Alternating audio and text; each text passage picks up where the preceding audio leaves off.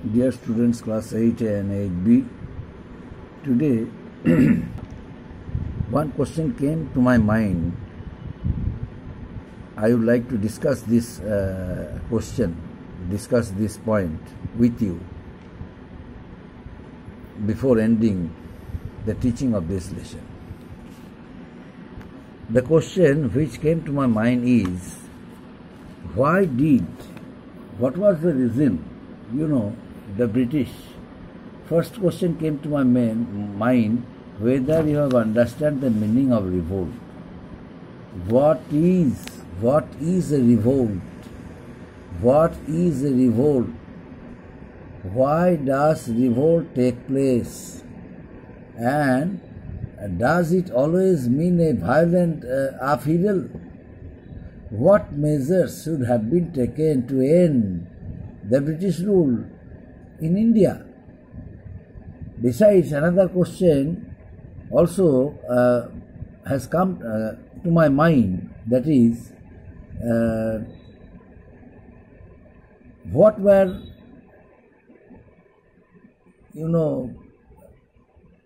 why did the power of the East India Company, why did the power of the East India Company shift to the British Crown after the revolt of 1857? This type of questions has come to my mind. But before solving the questions, I would like to teach the following points. The first one, widespread popular support. Widespread popular support.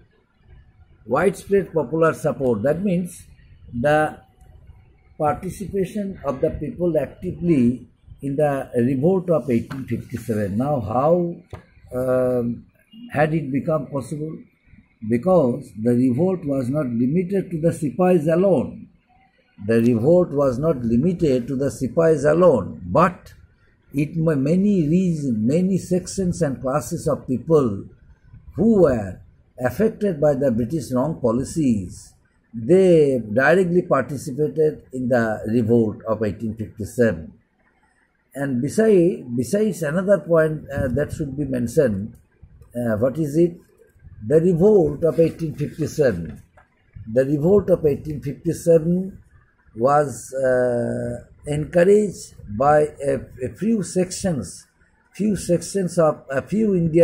group of people of India, or few sections of people of India, because of their own interests. Because of the wrong British policies. From time to time the British, passed many wrong policies and dissatisfied the Indian people. The people who joined the revolt had different motives. Behind their participation in the revolt of 1857, they all opposed the British rule, they all opposed the British policies and were determined to overthrow the British rule. Although the revolt was suppressed, yet it left a vivid impression among the Indians.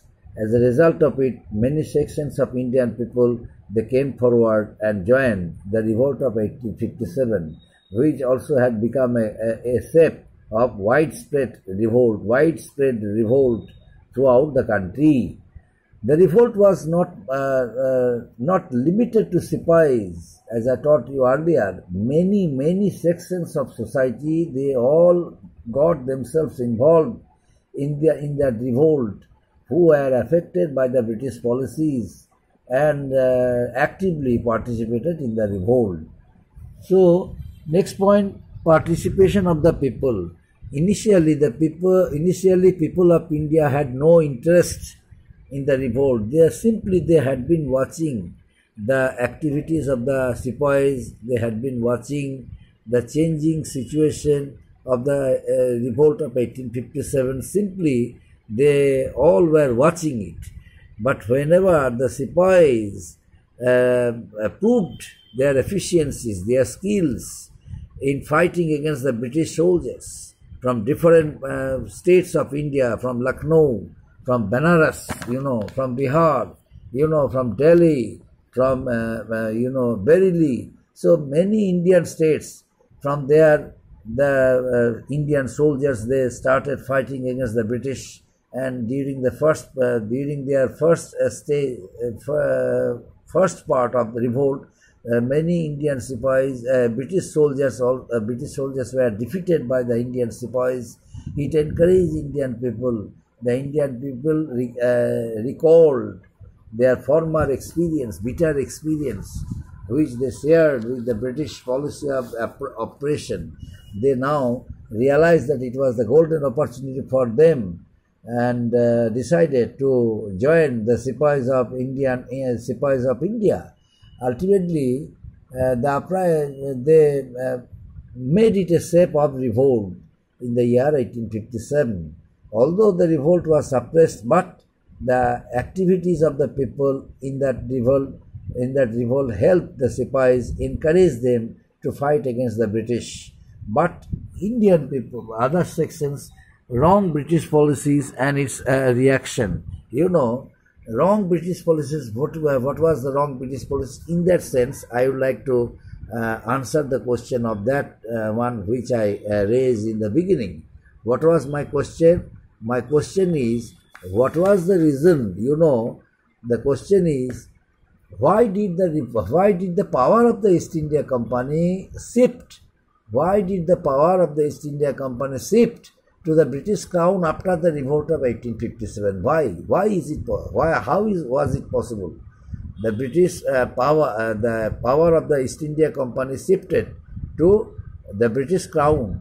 Now, how was it possible? What is the reason behind it? Because the company faced, the company, means East India Company's rule came to an end after the suppression of 1857. Why? That is my question. The answer is, after, the company, the British East India Company faced countless uprisings, countless revolts from various kingdoms of India, and even before 1857, and were successfully able to suppress them. However, the company, lost their reign over India after the revolt of 1857, and the British Parliament and the Queen of England began to directly rule over the country, our country, India. But still, it has to be said that the rule of East India Company, the wrong policies of British East India Company helped Indian people, helped the sepoys to, start a war against the British, to start a mutiny, to start a revolt against the British.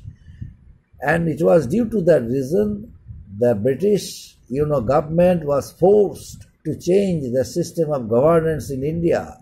As a result of it, the British Parliament passed an act, and as per the act, it was decided that the rule of East India Company came to an end, and instead of the rule of East India Company, British Crown would proclaim, British Crown would declare one proclaim. Under the proclaim of Queen Victoria, India would be ruled, and there would be no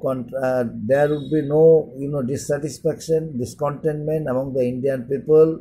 They all would be ruled neutrally, impartially by British Queen Victoria, and British government decided to provide them a lot of facilities, a lot of conveniences, so as to make sure that the people of India, they all would be happy under the rule of Queen Victoria.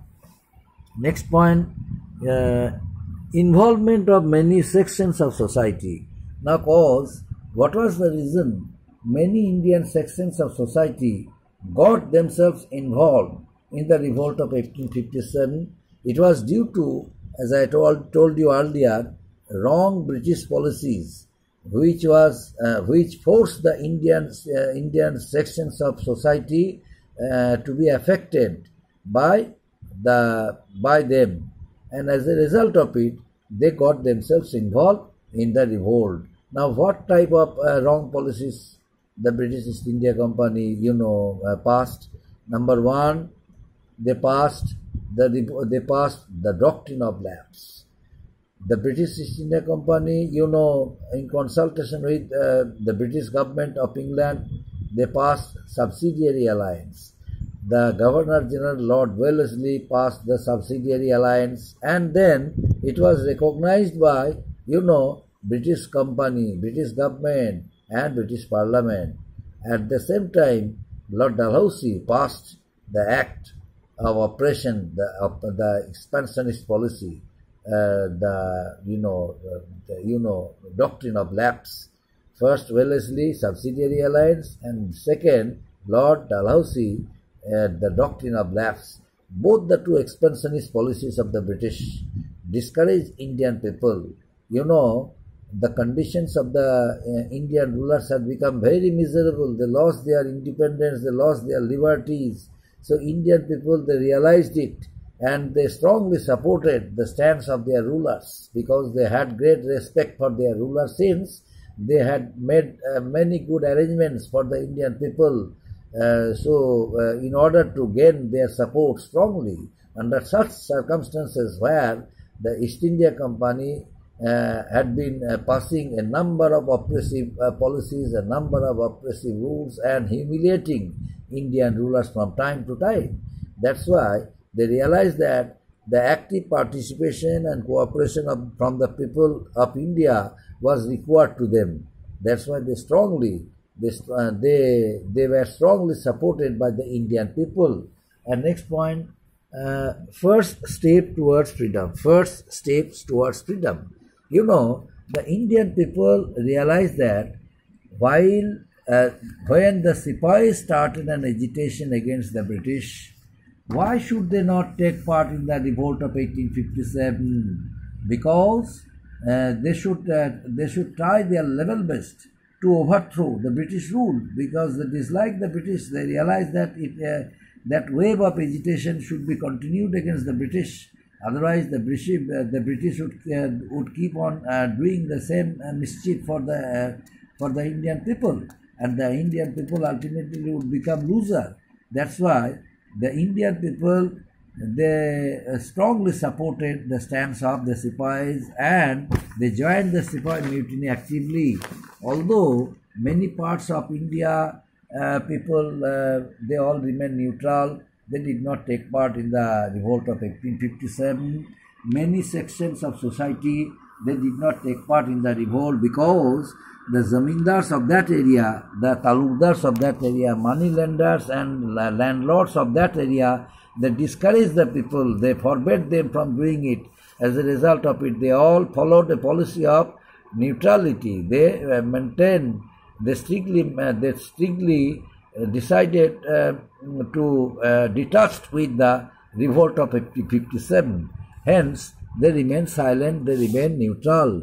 And but in conclusion, we must say that the revolt of 1857 was not just a mutiny, but the first large-scale revolt throughout the country that involved many sections of the society and fought against an unjust rule in India, unjust foreign rule in India, and this was not, and there was an underlying desire of the people, desire for freedom, that and hence they decided to overthrow the British rule.